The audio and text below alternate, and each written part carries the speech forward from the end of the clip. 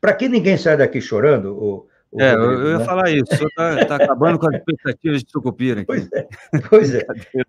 Olha, o Brasil não vai virar Argentina. A Argentina é um caso patológico. Desde 1946 ele vem errando, né? Para a sorte dele, eles tinham muito capital para consumir, né? Mas a Argentina é o quarto país na história, desde o século XV, que declina, né? Primeiro foi a China, que era 30% do PIB mundial no século XV, e entrou no século XX representando só 3% do PIB mundial. E hoje ela está voltando ao que era. A China foi a maior economia do mundo em 18 dos últimos 20 séculos. Né? No século XVIII, ela estava declinando, mas no século XVIII, a China tinha indústria em volume maior do que a Inglaterra, que estava na Revolução Industrial. Tá certo? O segundo país a declinar foi Portugal, que era uma potência e foi declinando até se tornar, nas proximidades do século XX, o fornecedor de mão de obra barata para as Américas. A gente recebeu aqui muitos portugueses, como a gente sabe. Mesma época, a Espanha. A Espanha foi considerada, no século XVII, uma potência maior do que Roma, e terminou o século XX, desculpa, o século XIX e início do século XX, nessa mesma situação. E agora, a Argentina. A Argentina, nos anos 1920, era a quinta renda per capita do mundo. Era maior do que a da França. A Argentina era considerada um dos 5 países promissores do século XX. Eram Estados Unidos, Canadá, Austrália, Nova Zelândia e Argentina.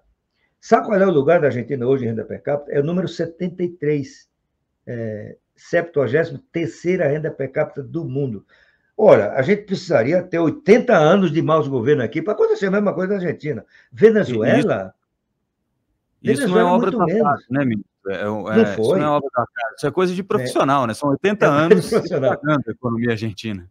Como diz, o subdesenvolvimento não é vamos dizer, um produto fácil não é? É De produto de construir, né? erros distribuídos. A Venezuela, sabe qual, o PIB da Venezuela este ano será apenas 16% do que era 10 anos atrás. Não sei se tem paralelo na história. É um país sem instituições fortes, um sistema financeiro não é primitivo, mas não é o brasileiro, não é? 90% do setor público depende de petróleo. Né? Ainda teve mais essa pataquada que teve na campanha, que o Brasil ia virar um país comunista, tá certo? Então, quem falou isso não leu o primeiro parágrafo da história e das ideias do comunismo. Comunismo é a propriedade estatal dos meios de produção. Portanto, para o país virar comunista, tem que fazer uma emenda constitucional para determinar o confisco de todas as propriedades privadas. A residência, casa na praia, automóvel, barco, né? As empresas teriam que ser todas estatizadas. Zero de chance. Então, o Brasil, só para concluir, então, o Brasil tem um conjunto de vantagens estruturais que outros países da América Latina não têm. Nós temos um sistema financeiro muito sólido, muito sofisticado, temos contas externas em ordem, o Brasil tem reservas internacionais que equivalem a 5 vezes a dívida pública externa do Brasil. Né? O Brasil tem um agronegócio, um setor mineral altamente competitivo e fonte de exportação que dá tranquilidade cambial para o Brasil de hoje. O Brasil tem 7 das 10 melhores universidades da América Latina, tem 20 unicórnios, tem empresas de classe mundial, né, que se tornaram multinacionais, sem nenhum desejo de fazer propaganda, mas eu gosto de mencionar 3 casos. JBS, por exemplo, para não mencionar só Embraer, Vale, né?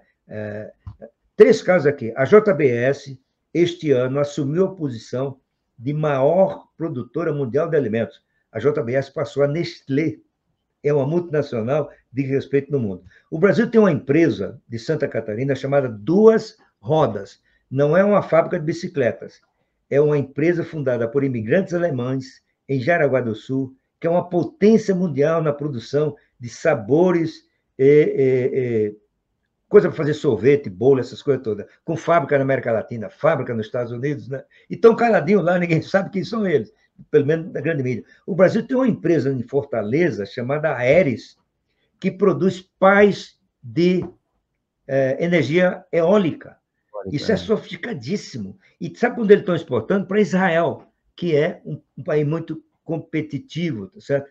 Então, eu acho que esse conjunto, essas empresas, eu tenho me perguntado, por que essas empresas continuam dando certo? Porque elas são mal geridas, elas sabem identificar risco, sabem se comportar na crise, sabem proteger o caixa, sabem pensar melhor os seus investimentos, né? E, portanto, elas vão ficar por aí, brilhando, né? E talvez até com capacidade de comprar as empresas que não se modernizaram, não se prepararam para a turbulência. Então, eu acho que o Brasil vai, se a crise vier, o sistema financeiro não vai quebrar, não vai ter crise bancária. O Brasil está sem crise bancária desde 1995, Rodrigo. É o maior período sem quebras generais de banco da nossa história.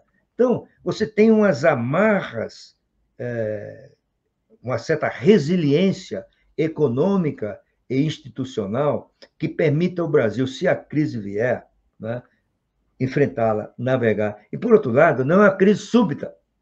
Como você mencionou em algum momento aqui, você vai identificando, à medida que o tempo passa, você vai identificando o risco da deterioração. Os mercados se preparam, porque os mercados são covardes, como você sabe. Né? O mercado não enfrenta governo. Se o risco vem, tudo bem, vocês estão aí, eu vou embora. Tá certo?